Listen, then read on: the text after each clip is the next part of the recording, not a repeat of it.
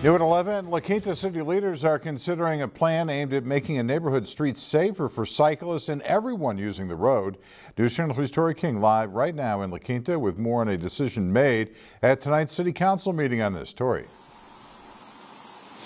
Hi there, John. I'm right next to Old Town, and this is one of the streets where they're doing what they're calling a road diet. It's a bit of a bizarre term, but honestly, it makes a lot of sense if you think about it. Pretty self-explanatory.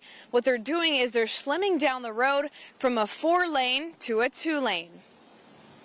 It's not a speedway, and I think that that's what they're using it as. Melissa Brown is a resident of La Quinta, and she lives on a corner lot along Eisenhower Drive, a stretch of road that the city council is considering giving a road diet. In other words, they're considering slimming it down from 4 lanes to 1 lane in each direction south of Calle Sinaloa. A recent speed survey conducted by the city found 195 drivers exceeded the posted speed limit by at least 10 miles per hour or more, with 7 drivers exceeding 70 miles per hour. Brown, who says she's been intimidated by reckless driving and vehicles exceeding the speed limit by egregious amounts, is in support of the change. She says she even witnessed a fatal motorcycle wreck since moving in there. I've never understood why there are so many lanes in the Upper Cove. There's really a lot of speeding and lawlessness and drag racing and just all kinds of weird, interesting things going on up there that could be mitigated, I think, by just having 1 lane each way. Another resident, Eduardo Contreras, has lived in La Quinta for 28 years, and he agrees with Brown.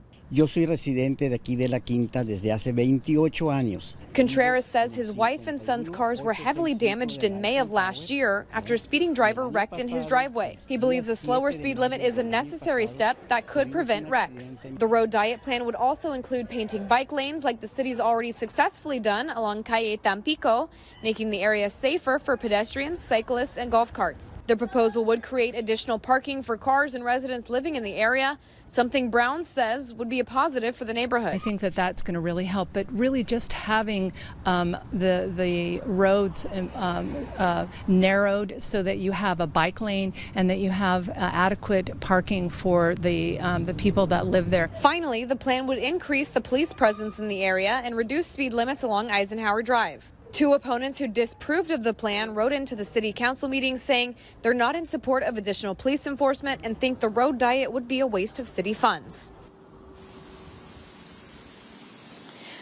So in the end, the city council voted to keep the road striping and bring it back to what it was before, deferring the decision to 6 months from now.